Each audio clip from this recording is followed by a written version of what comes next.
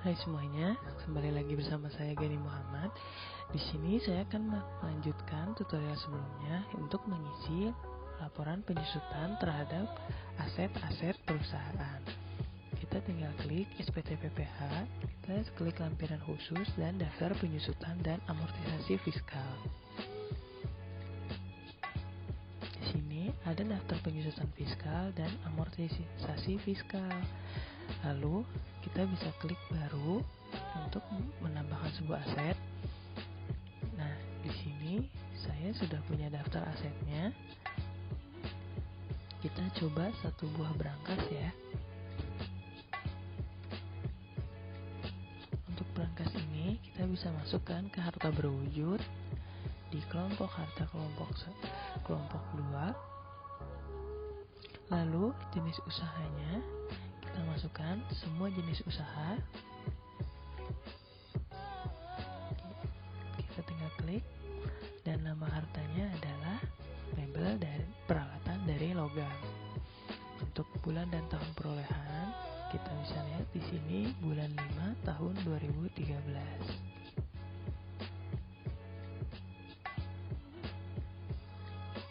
Kita tinggal ganti. Setelah itu kita ganti metodenya, apakah dia garis lurus atau saldo menurun. Saya pilih garis lurus. Dan metode penyusutan fiskal juga garis lurus. Harga perolehannya kita lihat di sini, harga perolehannya 2.615.000. Kita masukkan.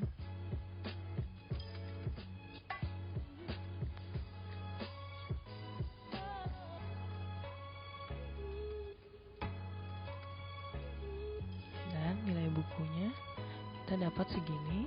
Catatan tentang hartanya kita bisa masukkan nama hartanya, satu buah berangkas di Kemayoran.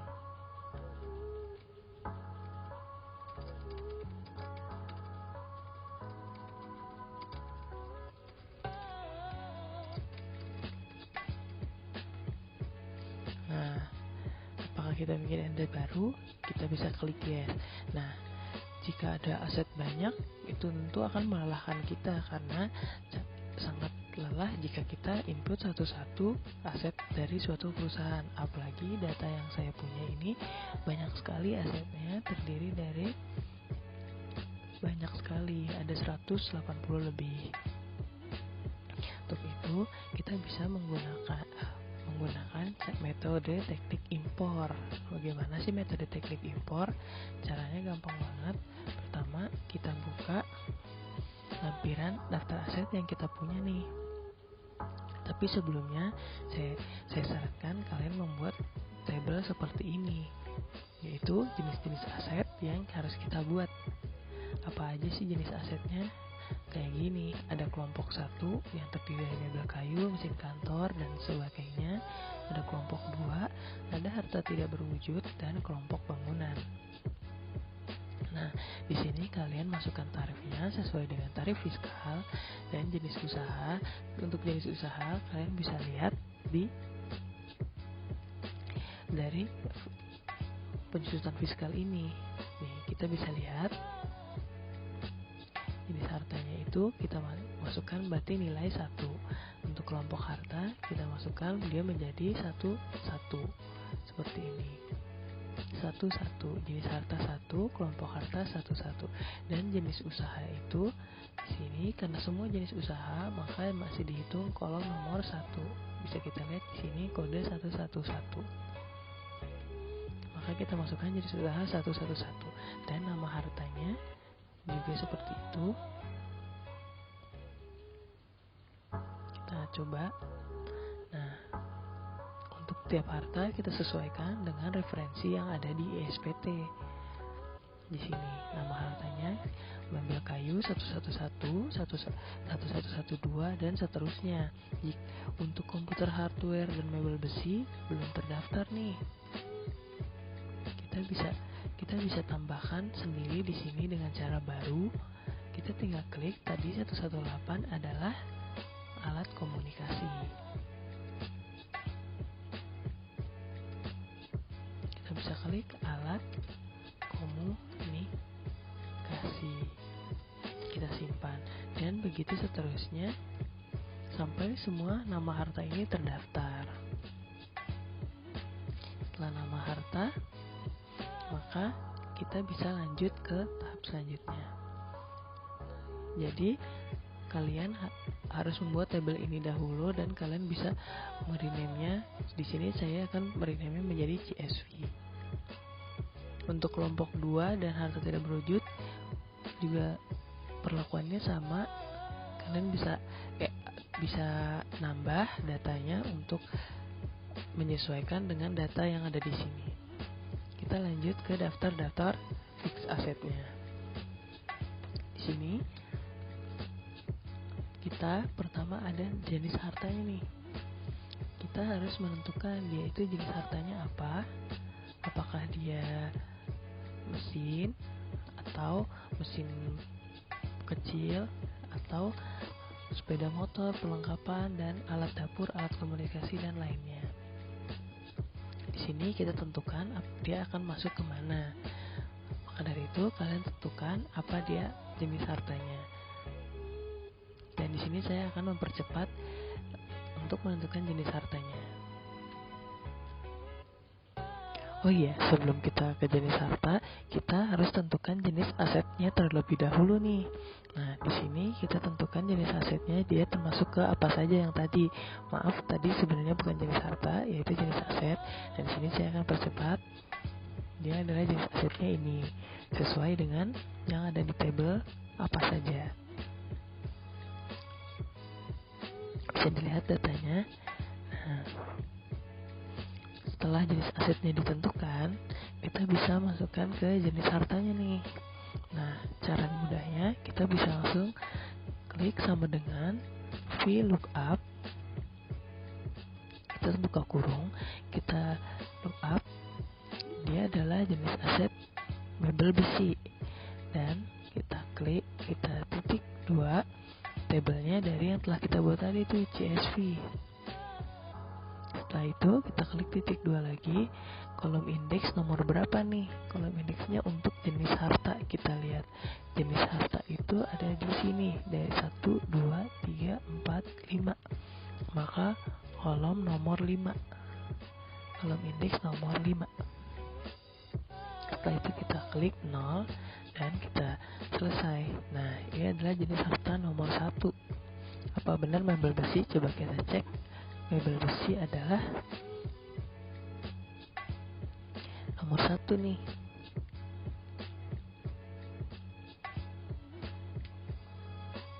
Dan sudah benar mebel besi dari kelompok 1.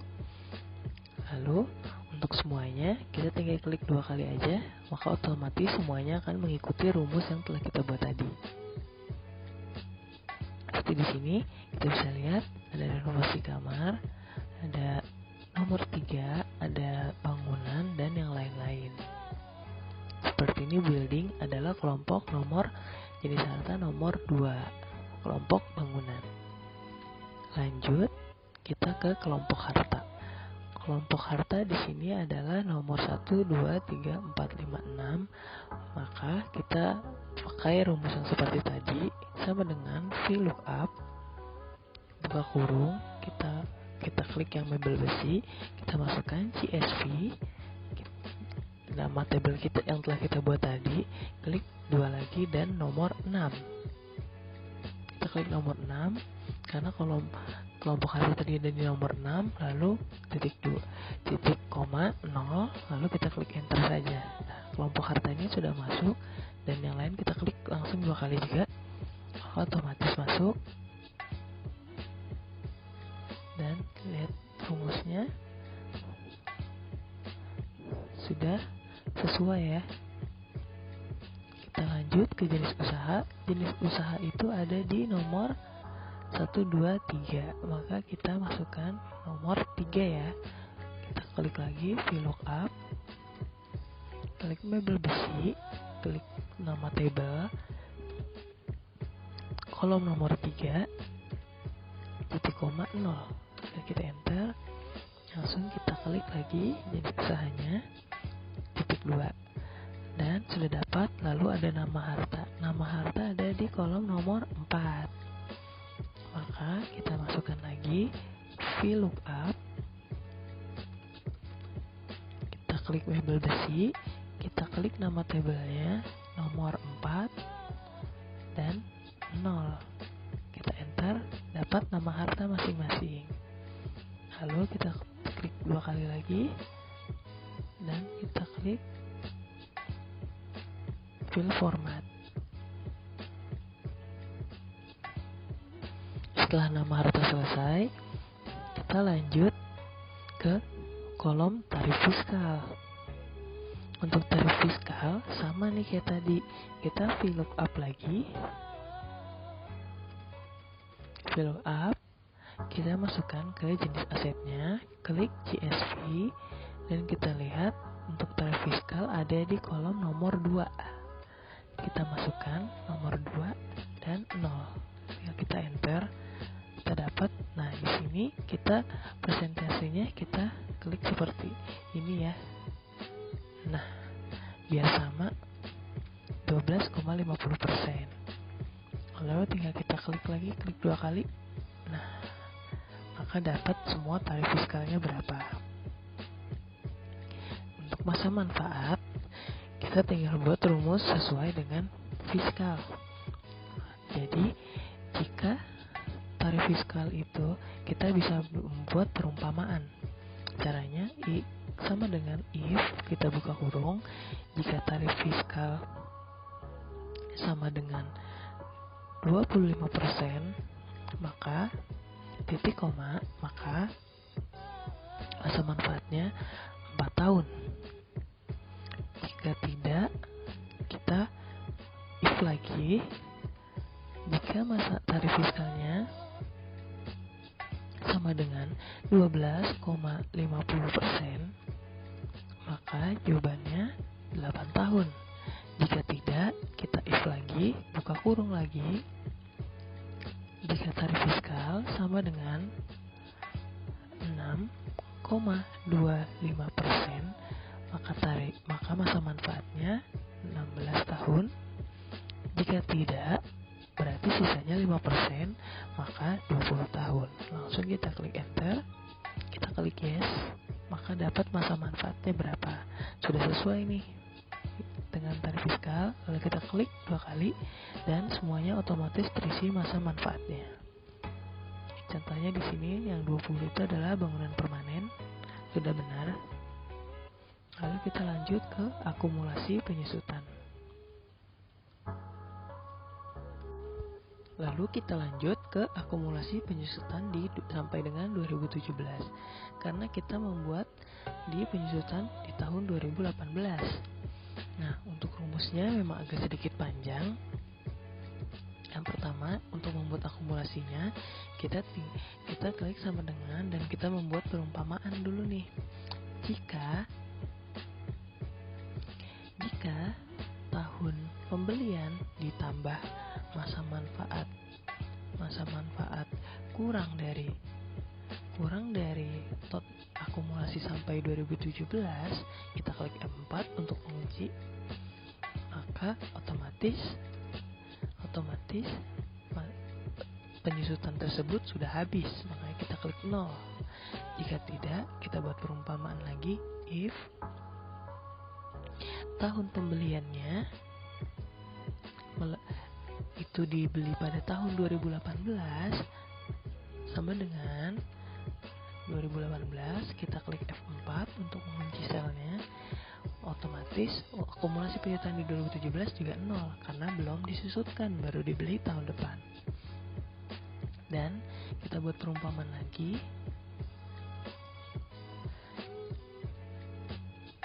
Jika tidak, maka kita buat perumpamaan lagi, yaitu jika tahun pembelian ditambah masa manfaat sama dengan tahun 2017, kita kunci selnya, berarti tahun itu sudah habis masa penyusutannya, pada saat itu juga habis. Maka kita buat harga pembelian dikali tarif fiskal lalu tutup kurung, kita kali masa manfaat. Lalu jika sudah, kita titik koma, dan jika semuanya tidak sesuai, maka untuk aset yang masih memiliki penyusutan di tahun kedepannya, kita buat untuk penyusutannya harga penjualan dikali tarif fiskal tutup kurung dikali penyusutan di tahun pertama, yaitu 13 adalah total bulan dalam setahun. Jika dalam Excel kita tambahkan angka 1 menjadi 13 bulannya, karena akan dikurang dengan bulan penyusutan, sehingga bulan penyusutan menjadi 8 bulan, lalu dibagi 12 bulan dalam satu tahun, itu untuk penyusutan pada tahun pertama, lalu ditambah total penyusutan, yaitu harga pembelian dikali tarif fiskal dan dikali total penyusutan selama dari tahun pembelian dikurang dari tahun 2017, kita buka kurung, dari tahun 2017 kita F4 untuk mengunci sel, dikurang tahun pembelian.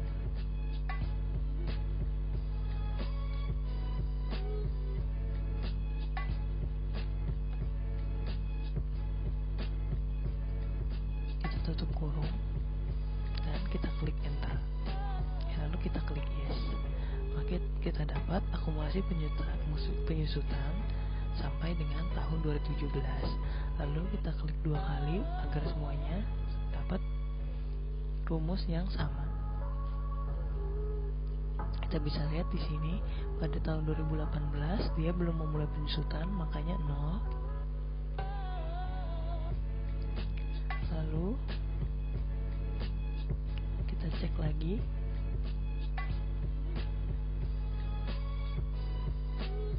Di sini ada 2018 lagi yang belum dimulai, makanya jadi 0.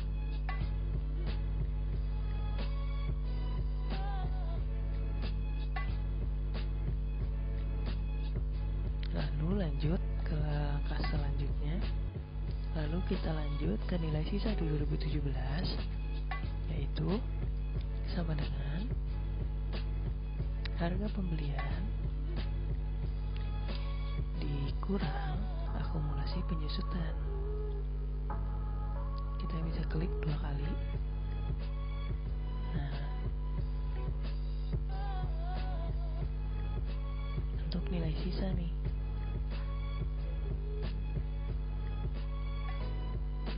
jika sudah habis, maka dia akan habis seperti ini, jadi 0. Lalu kita lanjut ke penyusutan di 2018.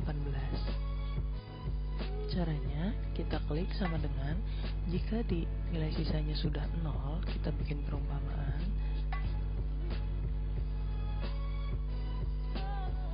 Jika di 2017 sudah sama dengan 0, maka penyusutan di 2018 sudah pasti 0. Jika tidak, kita buat perumpamaan lagi. Jika tahun pembelian ditambah masa manfaatnya sama dengan habis di tahun 2018, kita kunci selnya dengan F4, maka kita hitung penyusutan di tahun terakhirnya dengan cara kita buka kurung, harga pembelian dikali tarif fiskal, kita tutup, dikali, kita buka kurung, bulan perolehan kita kurang dengan 1 bulan kalau dalam rumus Excel, lalu dibagi 12 bulan dalam setahun. Itu bagi yang penyusutannya habis di tahun 2018. Untuk yang tidak habis di tahun 2018, maka kita bikin titik koma. Jika tidak, maka seperti biasa saja, harga pembelian dikali tarif fiskal. Langsung kita klik enter, klik yes, dan sudah selesai. Kita klik 2 kali, Dan kita sudah dapat rumus penyusutannya. Sekarang kita masukkan ke dalam format CSV yang akan kita impor nantinya ke dalam ISPT PPH Badan. Di sini saya ada template untuk impornya, ada nama-namanya sudah tertera. Ini tinggal kita masukkan saja ke dalam sini. Caranya di sini ada jenis harta, kelompok harta, jenis usaha, dan nama harta. Ini ada di urutan sini. Lalu kita copy aja.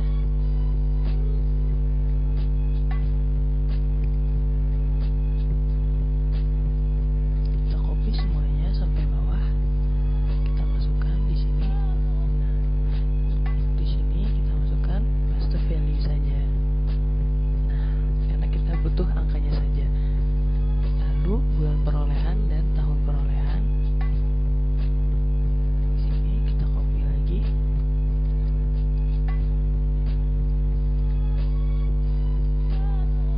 Ini paste value lagi boleh. Nah, lalu ada jenis penyusutan komersial. Untuk penyusutan komersial kita klik 1 untuk garis lurus, dan penyusutan fiskal juga 1 untuk garis lurus. Langsung kita klik 2 kali aja. Ini juga kita klik 2 kali. Dan diminta harga perolehan. Kita masukkan harga perolehan. Kita copy aja.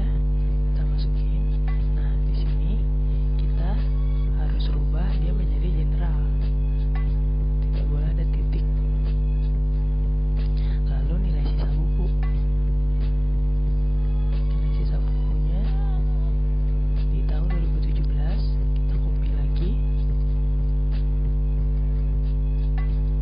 Nah, di sini karena angkanya berubah karena ada rumus, kita ke paste value lagi. Nah, habis itu penyusutan fiskal di tahun 2018 kita copy aja langsung.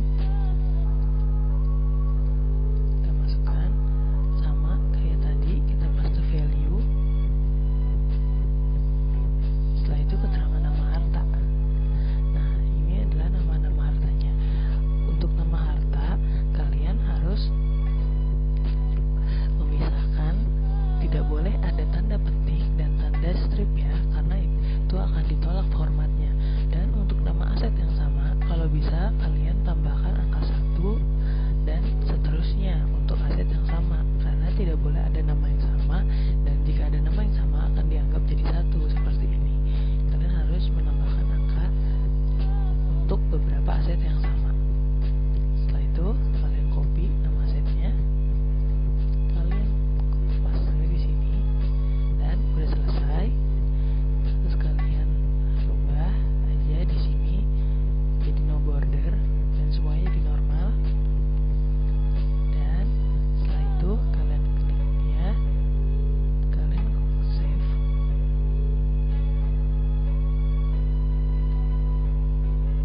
Dan kalian bisa save dengan nama impor aset dalam bentuk CSV, delimited. Kalian tinggal klik save aja. Dan klik OK. Dan file CSV tadi itu yang akan kita impor ke ISPT PPH Badan. Langsung aja kita buka ISPT-nya, klik utility dan impor data. Nah, di sini kita klik yang penyusutan dan amortisasi fiskal. Tahun pajak kita ganti jadi 2018. Kita klik search. Nanti kita klik yang file CSV yang telah kita buat tadi nih, impor aset. Klik open. Nah, kita klik view data. Jumlah datanya 202 aset. Kita klik OK. Kita klik view data lagi, dan dia akan langsung menunjukkan hasil yang telah kita buat tadi nih. Kita tunggu aja.